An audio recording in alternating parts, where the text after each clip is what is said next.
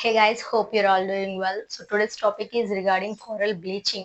Coral bleaching గురించి, coral reefs గురించి, coral bleaching కి రీజన్స్ ఏంటి, ప్లస్ ఈ corals ఎక్కడైతే సూటబుల్ లివింగ్ కండిషన్స్ ఎక్కడ బాగా గ్రో అవుతాయి, ఈ coral bleaching like step to step bleaching అనేది ఎలా జరుగుతుందో మొత్తం ఈ వీడియోలో చూసుకుందాం. వీడియో ఎండింగ్ వరకు చూడండి, మీకు ఫుల్ డీటెయిల్స్ అనేవి వస్తాయి.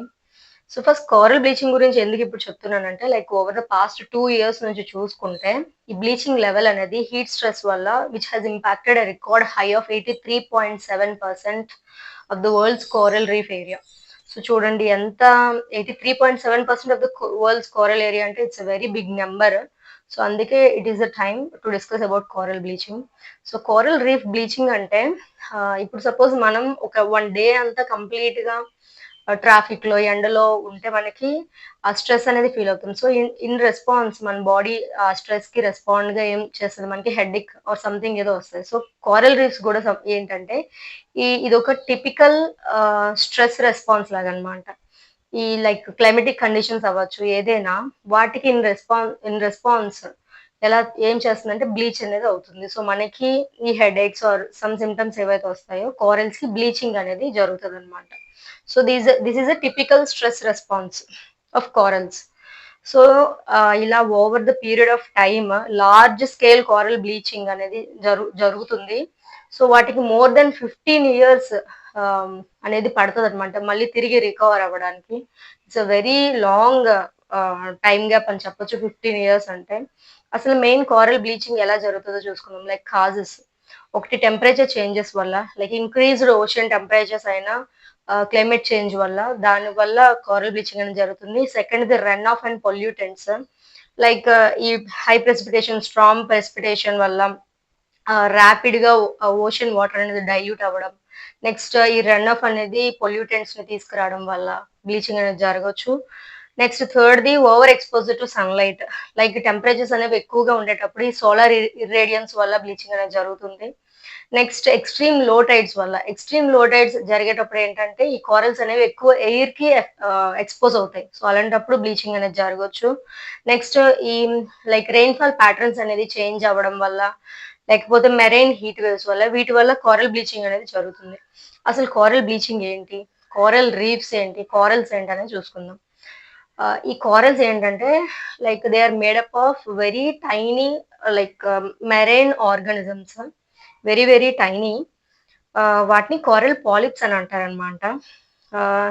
క్యాల్కేరియస్ స్కెలిటన్స్ ఇవి. ఈ కోరల్ పాలిప్స్ ద్వారా ఫామ్ అయినవే ఈ కోరల్స్. ఇది దేనికి చెందినవంటే they belong to the phylum Cnidaria. Jellyfish ఇంకా యానిమోన్స్ వాటికి సంబంధించిన ఫ్యామిలీకి చెందినవి ఇవి. ఈ పాలిప్స్ అనేవి డిఫరెంట్ ఫార్మ్స్, డిఫరెంట్ కలర్స్ లో అనేవి ఉంటాయి. విచ్ డిపెండ్స్ ఆన్, ఈ కలర్ ఫార్మ్ అనేది depends on the salt they are made up of. Next ఈ పాలిప్స్ అనేవి ఎక్కువగా ఎక్కడ కనిపిస్తాయంటే like shallow and warm waters లో అనేవి ఎక్కువగా ఇవి ఉంటాయి. ఈ వామ్ వాటర్ ఆర్గానిజమ్స్ అంటారు వీటిని. ఇవి ఏంటంటే వీటికి కూడా సైకిల్స్ అనమాట. ఈ పాలిప్స్ అనేవి కోరల్స్ ఫామ్ అవుతాయి కదా, అవి కాల్షియం ఫామ్ చేసుకొని స్కెల్టన్స్ లో ఫామ్ చేసుకుంటాయి. నెక్స్ట్ చనిపోతే ఆ స్కెల్టన్స్ వేరే కోరల్స్ వేరే పాలిప్స్ యూస్ చేసుకుంటాయి. సో అలా సైకిల్ అనేది రొటేట్ అవుతూ ఉంటది.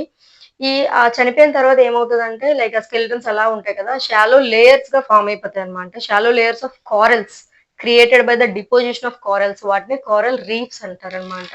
సో ఇప్పుడు వరల్డ్ లోనే చూసుకుంటే 2300 kilometer long great barrier reef అనేది ఉంది, which is the world's largest reef. అది ఎక్కడుందంటే నార్త్ ఈస్టర్న్ కోస్ట్ ఆఫ్ ఆస్ట్రేలియాలో ఉంది. మన ఇండియాలో చూసుకుంటే మేజర్ కోరల్ రీఫ్స్ ఎక్కడ చూడొచ్చు అంటే అండమాన్ నికోబార్ ఐలాండ్స్ లో చూడొచ్చు, లక్షద్వీప్ లో చూడొచ్చు, gulf of Mannar and gulf of Kutch, వీటి దగ్గర మనం చూడొచ్చు. ఈ కోరల్ రీఫ్స్ ఇంకా ఏంటంటే సమ్ కోరల్ రీఫ్స్ అలాగా over a period of time coral islands లా ఫామ్ అయిపోతాయి అనమాట. దానికి బెస్ట్ ఎగ్జాంపుల్ మన ఇండియాలో చూసుకుంటే లక్షద్వీప్ ఐలాండ్స్. అవి ఎలా కోరల్ రీఫ్స్ తో ఫామ్ అయిన ఐలాండ్స్. ఈ కోరల్ గ్రోత్ కి, కోరల్ రీఫ్స్ కోరల్స్ కి ఈ గ్రోత్ కి ఐడియల్ కండిషన్స్ అంటూ చూసుకుందాం. లైక్ అవి ఎక్కడ బాగా గ్రో అవుతాయి అంటే they grow in reasons wear the climate is significantly stable, అంటే మంచి స్టేబుల్ క్లైమేట్స్ లో బాగా గ్రో అవుతాయి. నెక్స్ట్ దానికి ఎగ్జాంపుల్ ఏంటంటే equatorial oceans with warm ocean currents. Next tropical వాటర్స్‌లో like 30° north and 30° south latitudes ఈటి మధ్యలో వాటర్ టెంపరేచర్ అరౌండ్ 20 సెంటీగ్రేడ్ అలా ఉన్న దగ్గర ఇవి బాగా గ్రో అవుతాయంట. Next shallow water. Shallow water ఎందుకంటే they require good amount of sunlight. అందుకే షాలో వాటర్స్‌ని ప్రిఫర్ చేస్తాయి. అండ్ ఆల్సో డెప్త్ అనేది మరీ ఎక్కువ కాకుండా like 45-55 metres below sea surface ఆ రీజియన్‌లో ఇవి బాగా గ్రో అవుతాయి. నెక్స్ట్ క్లియర్ సాల్ట్ వాటర్ ఉండాలి. లైక్ ఫ్రెష్ వాటర్ ఉన్నా, హైలీ సాల్టెడ్ వాటర్ ఉన్నా which is harmful to the corals అన్నమాట. So these are the ideal conditions. Next coral bleaching ఎలా జరుగుతుందో చూసుకుందాం. సో ఈ పాలిప్స్ ఏవైతే ఉన్నాయో polyps like tiny micro organisms అని చెప్పాను కదా. ఈ పాలిప్స్ వాటికి ఒక మైక్రోస్కోపిక్ ఆల్గే అని మైక్రోస్కోపిక్ ఆల్గే అంటారు. జూగ్జాంథెల్లే అది ఒక మైక్రోస్కోపిక్ ఆల్గే. అది ఈ పాలిప్స్ యొక్క టిష్యూస్ లో ఉంటదన్నమాట. లైక్ ఏమంటారు, it live with in the tissues of polyps ఈ ఆల్గే అనేది. సో ఈ కోరల్స్ ప్లస్ ఆల్గే ఈ రెండు సింబయోటిక్ రిలేషన్షిప్ మెయింటైన్ చేస్తాయి. అంటే ఒకదానికొకటి. ఈ జూగ్జాంథెల్ ఏం చేస్తదంటే ఫోటోసింథసిస్ చేస్తది. సో దానివల్ల ఫుడ్ అనేది కోరల్స్‌కి వస్తది. అలాగే ఈ రెండు సింబయోటిక్ రిలేషన్షిప్ మెయింటైన్ చేస్తాయి. So whenever there is a stress to the corals అంటే ఈ క్లైమాటిక్ కండిషన్స్, ఎన్విరాన్మెంటల్ కండిషన్స్ ఏవైనా చేంజ్ అయ్యేటప్పుడు ఫస్ట్ ఏమవుతది, హెల్తీ కోరల్ ఎలా ఉంటది, కోటెడ్ విత్ ఆల్గే. ఆల్గే అంటే ఇజూగ్జాంథెల్లే. ఇజూగ్జాంథెల్లేతో కోట్ అయి ఉంటది. సో ఈ జూగ్జాంథెల్ అనేది which gives colour to the coral అన్నమాట. కోరల్స్ అనేవి రకరకాల కలర్స్ లో ఉంటాయి. ఆ కలర్ దేని వల్ల వస్తదంటే ఈ ఆల్గే వల్ల, ఈ జూగ్జాంథెల్లే వల్ల. సో హెల్తీ కోరల్ అనేది ఎప్పుడు ఈ ఆల్గేతో పాటు ఉంటది.